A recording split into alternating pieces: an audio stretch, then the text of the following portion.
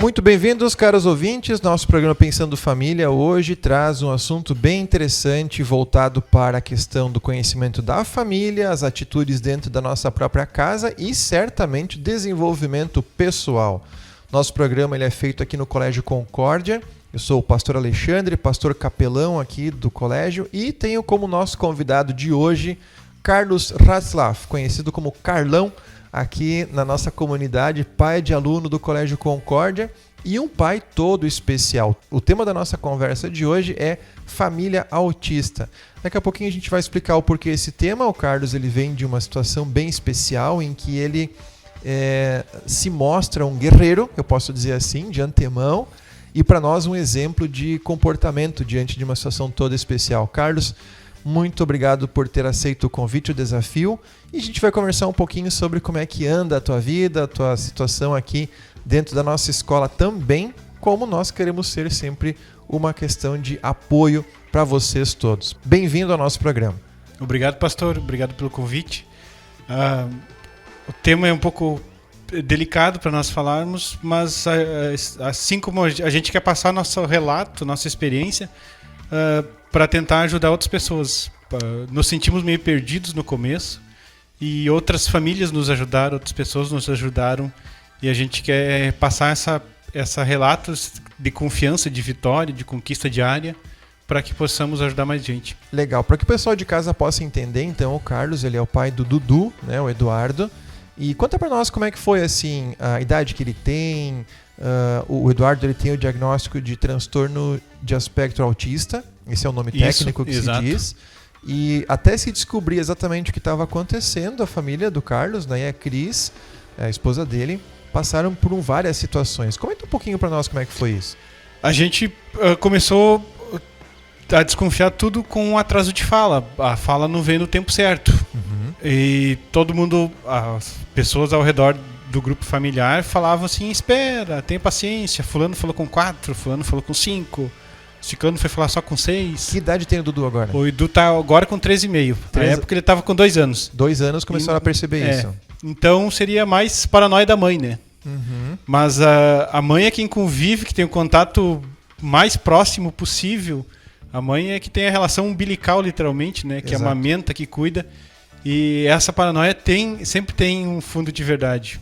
Pode ser algo leve, ou pode ser algo importante que tem que ir atrás. Pequenos sinais que a gente não pode desconsiderar. Quando diz assim, isso é implicância de mãe. Não, vamos dar uma olhada. Se for, menos mal. Ótimo, que peque pelo zelo, sabe? Exatamente. Exato. Quando a gente olha para a situação da busca de conhecer e assim, um diagnóstico adequado, vocês foram buscando vários profissionais do ramo, neurologistas, psicólogos, fonoaudiólogos, até chegar nesse diagnóstico. Como é que isso aconteceu com vocês? Não tem uma estrutura de apoio bem organizada ainda pro autismo. Não são feitos os questionários e os protocolos padrões nas idades certas. Tem um protocolo que é a MChat, que é feito com 1 ano e meio, deveria ser feito, que dá indicativo se a criança tem sinais ou não, que daí buscaria auxílio de um neuropediatra. Certo. Mas não foi feito, a gente foi na tentativa e erro. Alguns profissionais nos disseram para esperar, ao seu tempo vai acontecer. Isso não nos soava razoável, sabe? Eu vou esperar, perdendo um tempo importante, sabe? Certo. Atrasando o desenvolvimento. E fomos buscando, tivemos um diagnóstico equivocado, começamos a desconfiar da opinião dos médicos e daí fomos atrás de outros. Consultamos uma tríade, 3, um dia em sequência, sem falar de um para o outro, e os 3 confirmaram o diagnóstico, que era autismo. No começo a gente perde o chão, né? A gente sempre se fica inculcado com o que está errado, mas a gente espera sempre ouvir que não é nada. Ou que a gente quer ouvir que é besteira na nossa cabeça, ou então que com um remédio resolve. É interessante quando os pais buscam o diagnóstico, estão diante de um profissional e o profissional diz aquilo que realmente está acontecendo, por exemplo, e os pais negam que aquilo é como eles querem ouvir e vão em busca de outros que dizem outras coisas, até que dizem, não é tanto assim. O caso de vocês foi o contrário, né? Sim. Muitos disseram para desconsiderar, para esperar o desenvolvimento, e vocês não, a gente quer solução. Não negaram a situação, é uma coisa totalmente atípica. Por isso que a tua presença com a gente aqui vem para incentivar o pessoal de casa de que quando existe uma situação parecida com essa de vocês, ou tantas outras que a gente vê por aí, não negar que existem problemas, vamos dizer isso aí, né? Necessidades especiais com as crianças e que tem solução. Eu acho que é aí que está o ponto-chave. Tem solução. Busquem a solução, que é a melhor coisa. E é o que realmente vocês fizeram. Foram atrás de um diagnóstico que ajudasse e não que negasse. Eu já vi relatos assim de profissionais dos pais que chegam querendo confirmar uma negativa. Olha só. E o profissional não tem nem a abertura para sugerir alguma coisa, sabe? Procure, talvez tenha essa situação. Os pais querem, né, doutor, que meu filho tá ótimo. Uhum. É besteira da mãe dele, sabe? Da cabeça dela, sabe? E isso não... Na verdade, a gente tem que conhecer a verdade, senão a gente está só se iludindo, né, pastor? Muitas famílias passam por essas fases da aceitação para se tornarem de fato uma família especial. Como é que vocês viram isso acontecer com vocês e vocês observam agora, porque tem todo um grupo de apoio trabalhando, psicólogos, psiquiatras, neurologistas, pessoas bem intencionadas, inclusive, a gente conheceu a equipe esses dias aqui na escola, pessoas consagradas e de uma fé enorme para o desenvolvimento da criança. Eles amam o que fazem, com certeza amam o que fazem, né? Como é que a gente encara as famílias aí? Como é que são as fases da aceitação e aí perde um tempo especial quando não encara isso de frente? Quando a gente teve o diagnóstico, caiu o chão para nós. Uhum.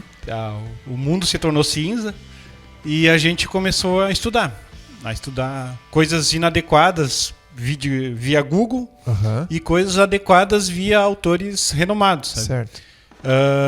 E nos apavorávamos. Daí, com a providência divina, porque não foi um acaso assim de a gente ver uma clínica para autismo, entrar lá e ter toda a equipe pronta, sabe? Claro. A gente foi conhecendo uma pessoa, que foi puxando outra, que foi indicando outra, e eu via falar de mais um em outra cidade, a gente foi atrás. Pode até falar o nome de quem são esses profissionais, porque aquilo que funciona merece ser dito, né? A gente sempre agradece a elas. A gente começou com uma psicóloga, indicou uma psicóloga que trabalhava com autismo, que é a Elisa Herman. Daí a Elisa... Ela é aqui de Santa Rosa. É daqui de Santa Rosa. Certo. A Elisa trabalhava com a Elis, que até é mãe de alunos concordianos, né? Uhum. A Elis é físio, também trabalha com estimulação precoce, que essa é a chave do trabalho com autismo, né? Claro. E ela já entrou na equipe e a gente via, na primeira conversa, tu vê a pessoa, ela não está cumprindo tabela, não está cumprindo horário, ela quer comprar a causa, ela quer comprar a briga junto contigo. Ela acredita na criança, uhum, ela diz que a criança tem potencial, que a Elisa diz toda vez, e ela nos passa a tranquilidade de vamos juntos, vocês não estão sozinhos, vamos juntos. E assim elas descobriram uma clínica em Ijuí de pessoas maravilhosas, a Priscila, que é uma neuropsicopedagoga. A gente cogitou assim, não, Ijuí, tá louco? Toda semana para Ijuí, vamos lá só dar um migué e fazer a avaliação com ela para ver o que fazer o certo. Sim. E ela disse, eu trabalho junto, eu tenho que ver a criança. Eu preciso estar acompanhando a criança, é algo muito delicado para tu só olhar de longe ou pegar relatos de terceiros, sabe? Certo. E daí entrou a Carol, que é uma fono com formação específica para autismo, com vários cursos, e está sempre estudando, se atualizando. E hoje a gente está indo 3 vezes por semana para lá, feliz da vida. Às vezes a gente, se pudesse, ia 4, não estamos conseguindo encaixar horário, sabe? Sim. Ontem ainda abriu mais uns horários, nós estávamos discutindo, vamos mais uma vez, mas vai voltar o trabalho presencial, e a gente não sabe se consegue. Mas no final a gente acaba indo e o retorno, toda a sessão vem com retorno, vem com ganho, vem com desenvolvimento. Ele está desenvolvendo muito bem e a gente vai aproveitando. Para concluir meu raciocínio de antes, quando a gente começou a estudar, a primeira coisa que eu peguei foi um livro SS Autismo. da Maíra Gaiato, uma psicóloga bem conceituada na área. E daí ela começa apresentando as fases do autismo, do diagnóstico, que é a negação, que a gente já tinha passado. A gente tranquilizou, mas nós negamos, mas talvez não seja. Mas o que o médico nos fez foi muito bom. Ele disse, olha, pode ser leve, pode ser que não seja, eu posso estar errado, mas a dúvida não serve para vocês agora. Vocês precisam começar a tratar ele logo, claro. Porque independente do diagnóstico, o tratamento é o mesmo, a terapia comportamental, é vocês estimular ele, é trazer desse atraso do desenvolvimento, trabalhar isso. E isso nos foi muito bom, sabe? E daí a gente pulou essa fase da negação logo e corremos atrás de terapias, de tratamento adequado. Depois vem uma fase de luto, onde tu literalmente enterra o sonho, o projeto ideal que tu tinha pro teu filho, teus planos, sabe? Claro. De ser jogador, de fazer isso, de fazer aquilo, porque tu não tem perspectiva nenhuma mais. Sim. E depois tu começa a colocar os pés no chão e entrar no mundo autista. Porque tu não tem como tu acessar a criança e tu viver com ela sem tu viver nesse mundo autista. Claro. Não de tu aceitar, deixar ela fazer tudo que ela faz e de tu aceitar passivamente. Mas de tu compreender que rotinas são importantes, de tu compreender que ele precisa ter previsibilidade, de que as coisas têm que ser explicadas, tem que ser respeitado o tempo dele. E mergulhamos de cabeça. E está sendo maravilhoso agora. Agora acho que já passamos todas as fases do diagnóstico, porque agora a nossa terapia é brincar com ele. Sim. Tem horas programadas para nós brincar. Nós brincamos variando as brincadeiras para estimular o faz de conta, o imaginário dele. Estímulos, né? Isso é maravilhoso. Até tu comentou um pouquinho antes da nossa entrevista de que tem pessoas que estão sendo solicitadas a buscar a opinião de vocês, inclusive o depoimento de vocês na busca de um comportamento mais aceitável dentro dessa ideia, como é a nossa entrevista, a família autista. Né? Como é que a gente se comporta quando tem uma situação como essa dentro de casa? Então vocês estão dizendo, mergulhar de cabeça, passar essas fases que acaba deixando um tempo muito importante, um tempo de ouro passar, e muitas oportunidades que estão bem diante daquela família que poderia ter um envolvimento maior e um crescimento maior no desenvolvimento da criança, né? Um progresso maior, passar sem nem se dar conta. E depois assim, mas por que eu não procurei isso antes? Então, que legal que vocês estão dando testemunho para famílias como se fosse aquele grupo de apoio. Aliás, uma das coisas que eu acho muito importante, quando se tem um problema, quando se tem uma situação mais delicada, e a gente se vê sem condições de dar conta, buscar apoio nos torna mais fortes. Né? Vamos imaginar que uma família que é mais comum, né? Que não tem essas necessidades especiais, e tem uma criança com desvio de caráter, tem uma criança com uma limitação cognitiva ou na fala, mas muito leve, em que as pessoas dizem, não, isso eu vou encarar tranquilo, eu não preciso de ajuda. Ela precisaria sim de uma ajuda, mas ela se faz de forte para não mostrar a fraqueza, a limitação, e perde a chance de crescer. Quando a gente olha para isso, tem até versículo bíblico, né, que diz, o apóstolo Paulo, quando eu sou fraco, aí é que eu sou forte. Porque quando vocês dizem, perdi o chão, mas o chão de vocês ele foi num outro limiar que pode ter sido muito mais sustentável, muito mais resistente do que muitas famílias que estão por aí. Exatamente, pastor. É essa situação. Nós temos uma imagem de pais protetores, bons pais, os pais fortes que aguentam tudo e fazem tudo pelo filho. Isso. Mas o fazer tudo às vezes é correr atrás, vencer o seu orgulho e aceitar que tu não é capaz sozinho, tu voltar, pedir ajuda, tu aceitar ajuda, tu convidar várias pessoas para entrar na tua casa. É isso que a gente precisa, sabe? Como esse nosso comportamento de correr atrás, de não lutar, de aceitar a ajuda de outros, nos tranquilizou, porque tirou um peso das nossas costas e nos deixou também ser pais. Nós não estávamos conseguindo ser terapeutas e pais. Agora Exato. A gente está sendo pais. E eu senti já em situações, na minha família, mudou o comportamento assim, de aceitar auxílio e buscar auxílio para situações dos filhos. Não ficar escondendo Tu vê. Isso. Ou tentando negar, de tu pegar e buscar auxílio, sabe? E isso faz a diferença. Quando a gente busca ajuda, as coisas melhoram a olhos vistos, né? E a família de vocês, pelo que a gente vem acompanhando há algum tempo, né? Mostraram, assim, num primeiro momento, uma preocupação tão grande. O que será do nosso filho no futuro? E agora a gente olha assim, brilhante. Ele está ensinando as professoras como fazer. E quando ele circula aqui pelo Colégio Concórdia, ele tem um comportamento tão bonito de ele também se permitir da maneira como ele se comunica. Como é que é o nome daquele cartazinho que tem?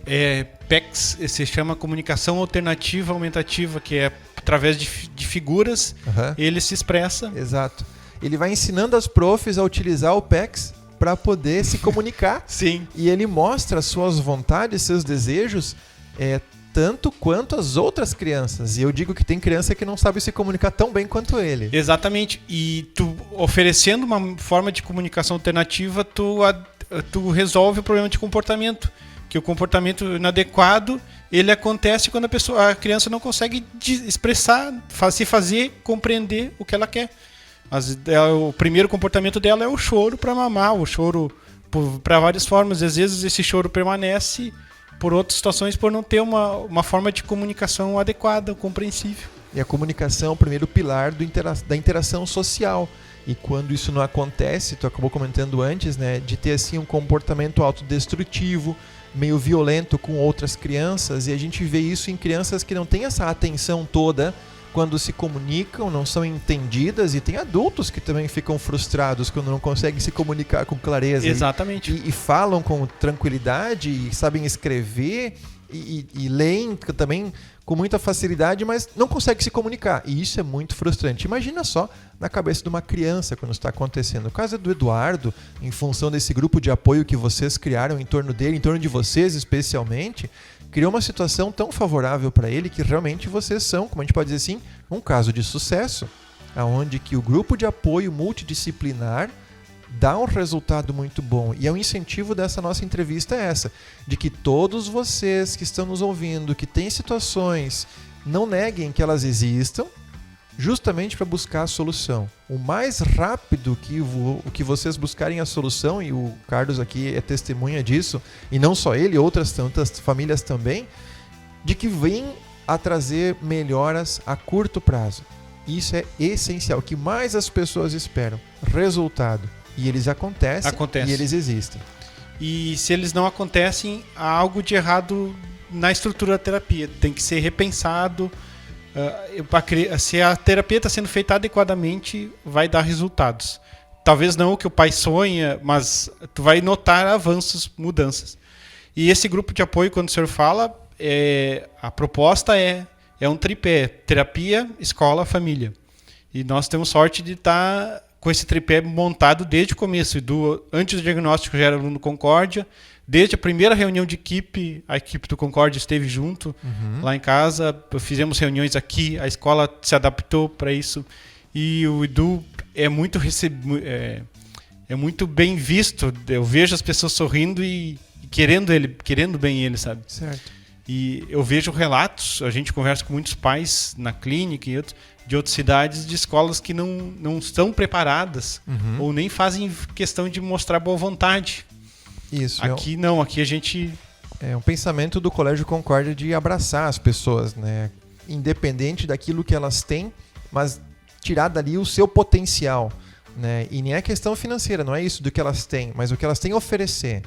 Né? Tem pessoas brilhantes, tem pessoas com limitações, tem pessoas que têm os seus ranços, a gente pode dizer assim, né? Sim. Que tem sua personalidade. Em tom de brincadeira falando aqui, mas que sim, são diferentes uns dos outros, mas tenta tirar das pessoas o melhor, para que elas possam mostrar o seu potencial e assim crescer mesmo, de se desenvolver como ser humano íntegro para essa sociedade. Essa pluralidade de sujeitos, de personalidades que faz o colégio um ambiente especial, sabe? De crescimento pessoal, de relações interpessoais, conviver com sujeitos de várias formas de comportamento, sabe? Legal. Carlos, a nossa entrevista ela tá indo bem, nós estamos em 19 minutos já. A gente não percebe, se eu digo que o microfone faz tempo parar, já falei para várias Sim. pessoas isso, né? Mas, Carlos, muito obrigado pela oportunidade que a gente teve de conversar e tu trazer para nós essa tranquilidade diante dessa situação tão importante que vocês estão vivendo. Quando tu diz assim, as fases que nós vivemos foram superadas e vencidas e agora a gente está crescendo como família, como criança, né? O Eduardo com todo o pleno desenvolvimento e vocês também podendo nos dizer como ajudar, como fazer.